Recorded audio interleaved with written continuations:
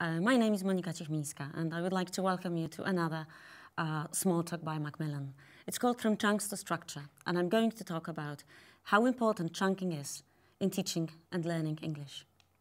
When you look at the phrases on the slide and think about them, you would probably tell me immediately that these are typical chunks of phrases which you teach naturally in a classroom.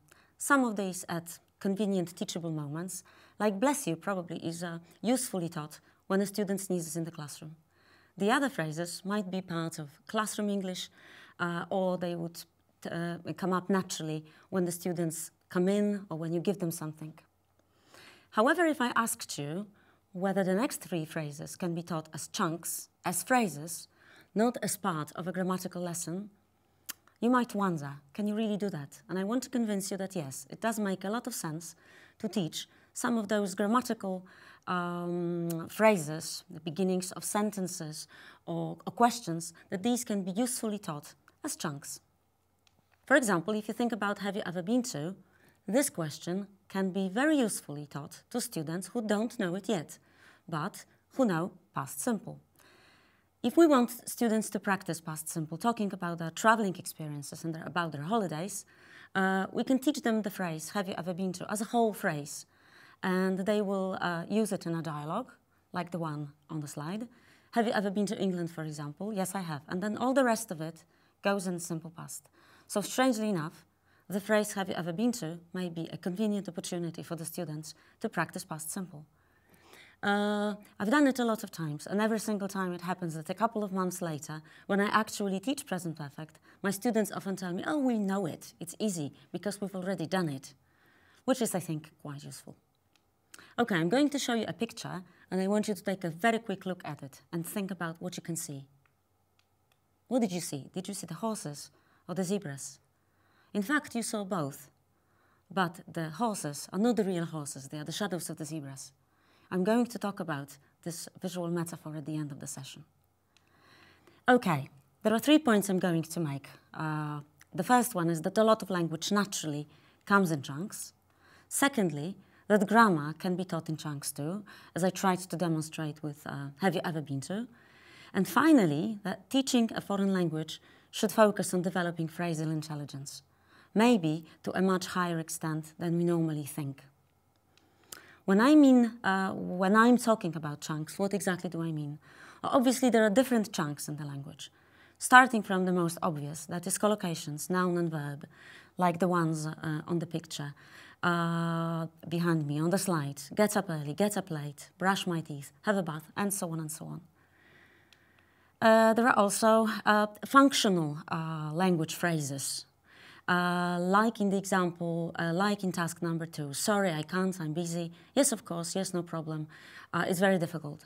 So these are the phrases which we typically teach in a functional lesson when we talk about apologizing, requesting, and so on and so on. But I'm most interested in chunks which are grammatical chunks. So when we teach a grammatical point, but we teach it as a whole. Like in this particular lesson, we focus on using the modal verb can, asking for something. Can you pass the water, please? Can you turn on the TV set? And so on and so on. If you think about it, in this lesson, we don't treat it as a lesson on a modal verb, but we use can as a chunk of the language. Can you verb?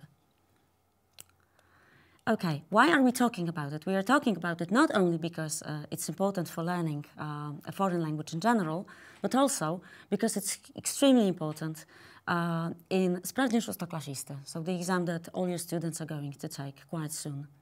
Well, obviously, knowing chunks, especially formulaic phrases, is most important in part of the exam, which is called znajomość funkcji językowych.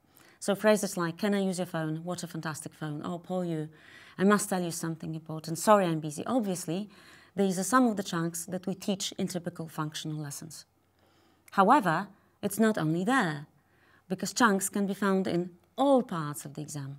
For example, in listening, if you have a look at some of those passages from the listening exam, there is quite a lot of language there which results or comes from the fact that the students know a lot of chunks in the language, both functional language and lexical chunks and grammatical chunks.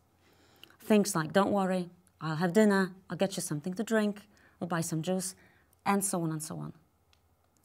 In znajomość środków językowych, it sometimes happens as well that a certain activity or a task relies very heavily on the knowledge of chunks as well. For example, in this particular task from Informator, all the three questions concern the knowledge of lexical chunks, that is collocations.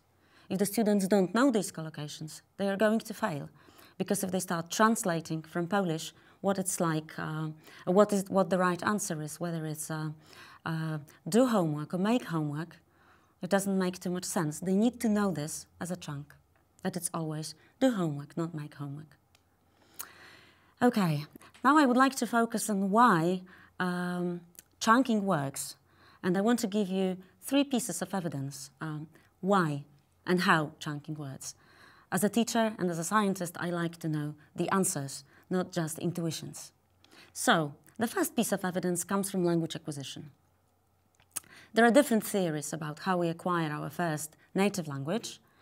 If you remember Chomsky, there was this theory that we are born equipped with a language acquisition device which allows us to acquire any language.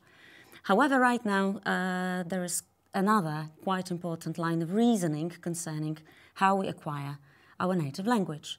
If you look at those pictures and you think about the children and how they behave and what they do, I think it's quite noticeable that what the children do is that they imitate what their parents are doing, and they want to be like them. And this is exactly what happens in language acquisition, some specialists say.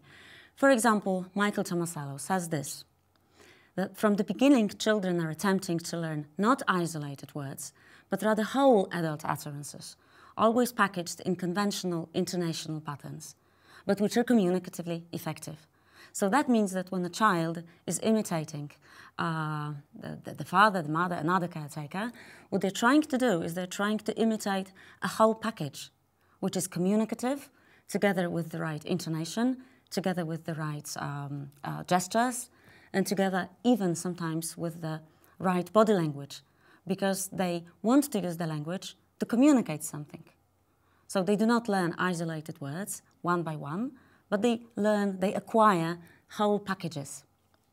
Okay. Do we need grammar rules? This is a question which bothers quite a lot of teachers, neuroscientists and researchers. And there's quite a strong trend now, especially among people who deal with brain-friendly teaching, who say that, in fact, our brain learns in such a way that we don't need any rules in order to actually be able to use grammar properly. Okay? For example, Marzena Żelińska would say, the author of the book Neurodidactica, she says that our students do not need more rules. They need fewer rules, in fact, but they need more exposure, and they need more examples of a given structure. There is a certain but, however, and the but is exposure, with a limited number of lessons that we have. That is 3 lessons a week, usually, sometimes 2. We may not be providing as much exposure to a foreign language and to examples as we want. Another piece of research, for example, conducted by Catherine Walter, actually shows that grammar rules can be effective because they can help students organize their knowledge, maybe become more confident, and convinced that they are learning better because they've got a certain rule of how things work in the language. So I would say that we need both. We need both the exposure, that is a lot of examples of how a certain grammatical structure works, but we also need grammar rules. The question is when to do which and in what order, and when to start presenting grammar rules to students. Okay, finally, and I think that that's quite a convincing argument, chunking works because of the mathematical reasons, let's say.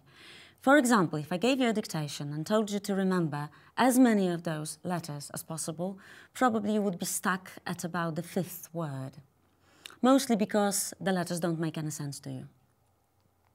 But if I dictated these abbreviations, you would probably remember all of them, because you wouldn't remember individual letters, you would remember the whole abbreviations, and they make sense to you. So this little exercise sort of demonstrates the weakness of our brain, and this weakness is working memory. Working memory is this part of the memory where we hold new items of information, new bits of information, before we start working on them later. The bad news about it is that the working memory capacity is 7 items. So what you can do in the classroom, for example, is you can teach or learn names of 7 dwarfs or names of 7 days of the week. Even worse news is that with some students, the capacity is -2, especially if they are tired or stressed out. Okay, with some people it's +2, but that's a different story. So what can we do with this number? In one lesson, in one class, we can try and successfully teach 7 new words or 7 collocations. That makes at least 14 words, because you have do homework, take photos, and so on and so on. They make meaningful chunks, and that's why our brain remembers them as 7 separate individual units, not as 14 individual units. Or even better, you can teach 7 phrases. And that makes even more language and even more words. I think that this argument is quite convincing, isn't it? Okay, what happens then when we teach in a rule-based way? Because I think that my point is that, as I said before, that grammar needs to be taught in chunks, as I said, but also we need rules. However, I think that if we rely on rules too much at the beginning, or if we introduce rules too soon, we might have a serious problem. That is, students trying to come up with a question or a sentence based on what they remember from the grammar lesson. Okay, so they might be able to produce something like did you go shopping last week. They would stumble upon almost every word because they would try and come up with what exactly the rule said. So how do you start a question with past simple, and then it's the noun, and then it's the verb? This is really tiring, and it's really difficult, because it's very difficult, I think, to transfer the knowledge from the rules to actual sentences, especially if you want to use them in a conversation. So introducing a grammar rule too soon, before the students were exposed to a sufficient number of examples, especially practiced in chunks, I think does more harm than good. We believe that this is what happens in our students' brain when we have a grammar lesson. That learning grammar and learning structures is neat, nice, ordered, linear, and structured. However, what happens in the student's brain is probably something more like that. It's totally unpredictable, and it's chaotic, it's messy, and we can't really believe that just because we gave the students a rule how to make past simple, they are going to be able to use it correctly, because that's not how it works. Okay. On the other hand, if you give your students a lot of exposure to a certain grammatical structure, especially in forms of chunks, and especially if they are practiced quite a lot, you might come up with students putting together 3 components rather than 7 single words. It's easier, isn't it, when you have to put together do you go shopping every day, or how often do you read a book, or when did you last play computer games. You only put 3 elements together. You don't struggle with trying to figure out and remember what exactly goes after what.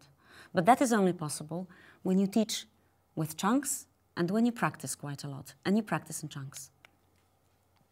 Okay, so this particular lesson, which I've already shown, does a very good job, because on the one hand, you've got lexical collocations, like open the door, close the window, help me with my homework, which is one part of a question, and then you've got the second part of the question, can you? Can you? So as you can see, the students very easily learns how to put those 2 chunks together and make a question. Can you pass the water, please? Can you close the window, please? Okay. As my friend and colleague Grzegorz Śpiewak says, a teacher has a license to drill. And I believe that this is a key to success in teaching with chunks. Chunks need to be drilled before introducing a grammar rule, and definitely after that, okay?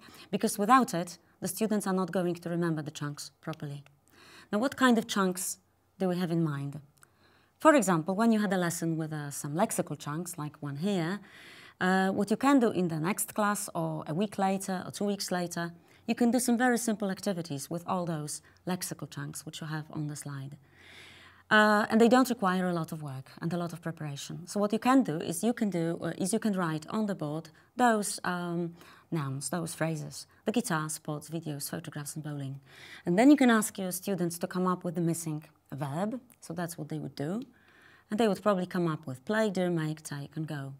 And then you ask your students, all right, how do you ask a question about habits, about things that you do regularly?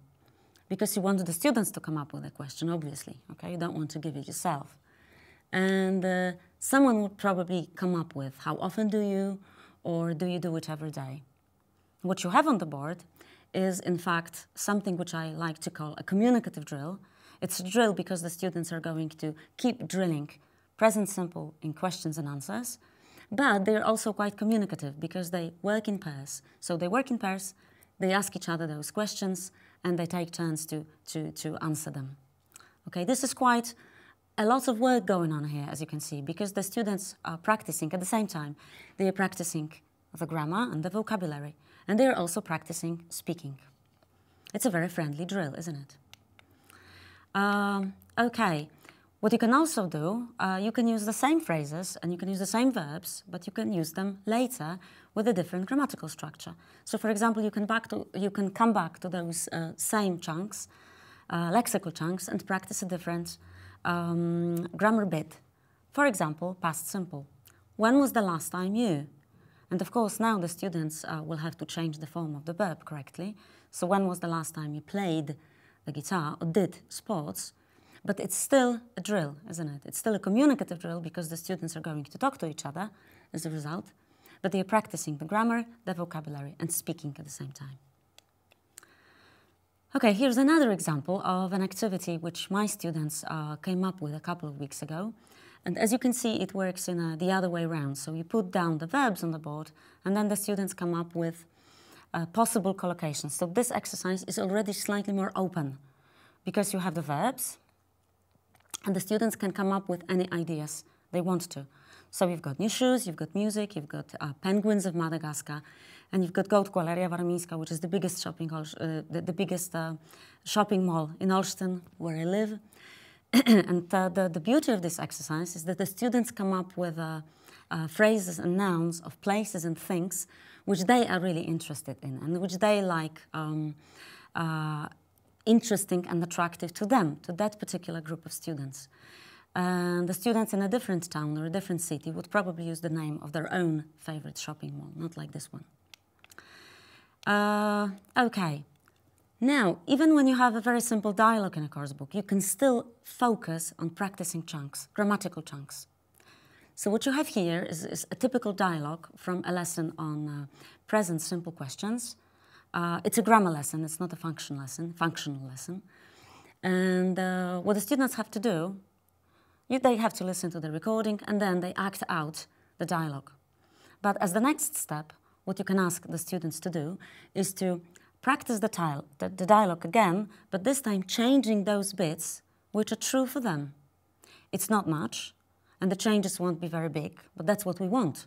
We want the students to practice the skeleton of the dialogue, to use exactly the same questions and some of the answers. So the grammatical structure is still there. We drill the structure, we drill the chunks, we only change the informative bits, so to speak. So, for example, it might go like, do you like pizza? Yes, I do. Do you like pizza? No, I don't. It's not my favorite food. Here you are. Thanks. Do you like hamburgers? Yes, I do, but I don't like yogurt and cheese. Can you see how that works? All right, I said at the beginning that another grammatical phrase which you can practice and drill as a chunk is let's go. So what you could do is on the board you can write down a skeleton for a dialogue. Let's go somewhere. It's not a good idea. Why not? Because, so the skeleton is there. What we are going to do as teachers, we are going to suggest different places to the students. The only thing they have to come up with is to explain. Because what? Because it's hot, because I don't like it, to say something very simple. So this is a little bit of a semi-controlled activity, if you wish, right? It's still a drill, obviously, but the students may be able to say why they don't like this particular idea. if you have a chance and you can use a smartboard, you can do what I'm going to show you. So to flash different kinds of pictures to the students so that they can use those ideas and talk about what they would like to do or what they wouldn't like to do. So for example, let's go to the beach. It's not a good idea. Why not? Because I don't like hot weather. Or let's go to a concert, and then they have to explain why not. Or let's go jogging or running. As you can see, at the same time, we also practice two different kinds of phrases. One is let's go to a place, and the other one is let's go running, jogging, skiing, whatever. And the students have to be able to recognize the difference. It's a drill, as you can see, but it's also communicative. And we also practice a grammatical structure here. Okay, to sum up this short session, I like to say, and I hope that I've convinced you a bit, that it is important to develop phrasal intelligence. But if you want to do it well, we need to provide a lot of exposure followed by rules. So the students have to be exposed to quite a big number of examples of a given structure, and then the structure, given in a form of chunks, like have you ever been to, let's go to, has to be drilled. It's best if it's drilled with a twist, if there is some communicative aspect added to it, or some imaginative aspect, so the students give their own explanations or their own examples. And I think that we need to take a slow route from presentation to open production. So expecting our students to produce good grammatical sentences, whether in speaking or writing, just because they know a grammar rule, is too much. So I don't think we should expect miracles. So I need to come back to the horses and the zebras. I think that when we teach chunks, we are actually doing two things. We are teaching grammar, which we all want. We are teaching grammatical structures. But on the other hand, we focus on developing thinking in a phrasal way to make the students aware, whether they notice this or not, because they're quite young students, that it is important to learn in chunks, and it's easier to remember, and it works better than just learning word by word. So we're actually taking care of both the shadows and the zebras. Because we do not see things as they are, we see things as we are. So it's in the eye of the teacher, okay, the fact that we can teach both in one lesson, to both focus on phrasal intelligence and teaching chunks, practice grammatical structures, and maybe even have a bit of a communication in the classroom. Thank you very much.